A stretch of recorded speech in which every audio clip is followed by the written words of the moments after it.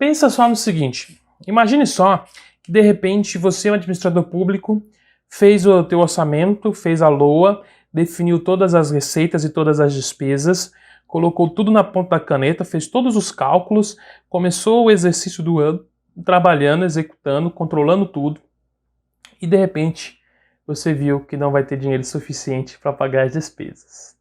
E aí? Ou que de repente você estava do planejamento, você colocou que seria necessário fazer alguma coisa, ela fez, de repente você viu que na verdade surgiu uma demanda extra, surgiu uma despesa extra, uma questão extraordinária, a construção de algo diferente ou a execução de algo diferente. E aí? O que você faz? Dentro da administração pública a gente tem o que a gente chama suprimentos de fundos, que é o quê? O governo entende, e dentro da administração pública é entendido, que nem sempre a lei orçamentária anual ela vai conseguir seguir à risca a questão das despesas e das receitas. É claro que dentro disso a gente tem que sempre planejar e sempre trabalhar com a questão de que as despesas elas têm que ser fixas para que eu consiga ter um volume bem tranquilo de receitas e assim eu consigo ganhar e ter o resultado positivo dentro da minha organização, dentro da administração pública. Mas a gente se entende-se que não é total isso, não tem como ser dessa forma sempre, por isso se tem os suprimentos de fundos. Suprimentos de fundos são a questão onde se entrega para o servidor público, para o administrador público, mais dinheiro para que ele possa executar coisas extraordinárias que aconteceram durante o exercício anual, durante a execução do orçamento. É claro que para isso deve ser sempre feita a aprovação dentro do Poder Legislativo e deve-se seguir os mesmos preceitos de sempre quando se contrata serviços extraordinários. Primeiro de tudo, a gente vai ter a licitação, então eu preciso formalizar o processo licitatório.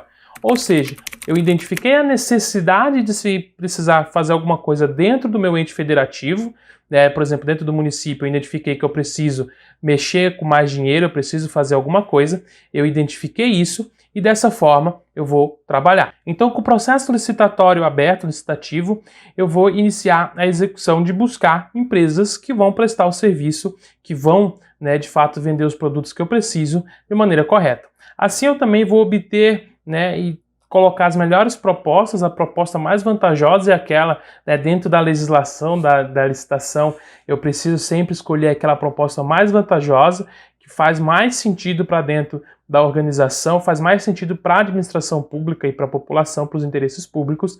Então, eu fiz o processo licitatório, eu vou fazer a obtenção, vou fazer a questão de escolher qual que é a proposta mais vantajosa para dentro da administração pública. Para que assim eu faça a celebração do contrato. Então, eu vou executar, vou remontar o contrato, para que assim a gente tenha realmente situado aí qual que é, de fato, a questão que vai apoiar a administração pública. Então eu tenho a questão da prestação de serviço ou da compra de mercadorias e dessa forma eu preciso sempre escolher aquela que é mais vantajosa, aquela proposta que vai trazer realmente mais resultados para a administração pública. Então, após a celebração do contrato, o contrato assinado, seja de prestação de serviço ou seja também de compra de mercadoria, de materiais para a administração pública, deve ser realizado o lançamento, o cadastramento do empenho dessa dívida em nome do credor. A administração pública ela utiliza diversos sistemas, Cada administração pública pode utilizar um sistema diferente, mas geralmente são indicados sistemas que vão se comunicar entre si para que a gente possa ter um maior controle, auditorias e avaliações. Então, dessa forma, se realiza o empenho dentro da administração pública da dívida, da despesa vinculada ao nome do credor. Para que assim, dentro desse empenho, seja programado principalmente a LOA. Porque imagina só, eu não vou fazer a contratação dentro do ano vigente porque a minha despesa tem que ser prevista, Então eu sempre tenho que pensar dessa forma. Então suponhamos que dentro do meu planejamento, dentro da ideia da minha administração pública, eu preciso realizar a ampliação de hospitais. Eu vou realizar a ampliação do hospital municipal da minha cidade, por exemplo. Logo, se eu quero executar no ano que vem, eu preciso hoje fazer a avaliação, fazer a licitação, fazer todo o procedimento de licitação, para que assim eu consiga fazer o empenho desse projeto, o empenho dessa despesa, para que ela entre na minha LOA e no ano que vem eu consiga executar e pagar nos próximos anos isso. Porque, por exemplo, eu quero começar a construir ano que vem em março. Se eu chego, por exemplo, em março desse ano e vou abrir a licitação, eu só vou conseguir construir no ano seguinte, porque tem que entrar dentro da minha despesa. A não ser que seja algo totalmente extraordinário, a não ser que dentro, como a gente fala, está falando aqui de suprimento de fundos, né? Então, aconteça algo totalmente extraordinário, que é algo que eu preciso urgentemente fazer. Como, por exemplo, caiu o teto do hospital e eu preciso trocar o teto do hospital. Peço desculpas por interromper sua aula por um breve momento, mas tenho algo importante e vantajoso para compartilhar com você. Se você está gostando desta aula, tenho uma ótima notícia. Agora você pode levar sua experiência de aprendizado para o próximo nível fazendo sua matrícula em nosso site. Ao se matricular, você terá acesso exclusivo a uma série de benefícios. Primeiro, você pode baixar a apostila completa do curso em PDF, perfeita para acompanhar as aulas e revisar o conteúdo sempre que precisar. Além disso, ao concluir o curso, você terá a oportunidade de adquirir um certificado de conclusão, um grande passo para o seu desenvolvimento profissional e acadêmico. E sabe o que mais? Ao assistir às aulas diretamente em nosso site, você terá uma experiência de aprendizado sem interrupções ou propagandas. Isso significa mais foco e eficiência no seu estudo. Então, não perca essa chance. Clique no link na descrição deste vídeo ou visite nosso site para se matricular agora mesmo. É rápido, fácil e vai transformar a maneira como você aprende. Agora, vamos voltar à aula. Obrigado por sua atenção e nos vemos no site. E eu preciso trocar o teto do hospital, então sim, eu vou fazer dentro do mesmo exercício. Mas de modo geral eu faço antes, né? Eu faço o empenho disso antes do exercício que eu quero executar o meu investimento, eu quero executar a minha despesa. E aí também eu vou fazer, né, depois disso, que eu fiz o empenho, se há a entrega do bem ou da prestação de serviço ou daquilo que eu adquiri para o ente federativo, para a organização pública, para dentro da empresa pública. Dessa forma, o credor me entrega o bem, me entrega a prestação de serviço, me entrega aquilo que eu combinei, que eu contratei, e aí, desse ponto, eu vou fazer a liquidação, que eu vou fazer a avaliação. Então, eu vou chegar e vou avaliar o que foi me entregue, né? Se foi me entregue o que foi solicitado, se foi me entregue de maneira correta tudo o que eu pedi. Se foi me entregue tudo o que eu pedi, eu faço a liquidação dessa despesa. Ou seja, eu faço o abatimento. É como se eu tivesse um checklist, imagine que eu tenho um checklist, eu vou lá e dou um check dizendo que ela foi completa. Aquilo que eu adquiri, aquilo que eu contratei que o credor fizesse, ele cumpriu. Aquilo que eu combinei com ele, seja com prestação de serviço ou entrega de mercadoria, ele cumpriu, por isso ele merece receber. E dessa forma vai ser feito o pagamento da ordem bancária. Então é feita a emissão de ordem bancária, enviado para o banco, e dentro da conta da empresa pública é feito o pagamento.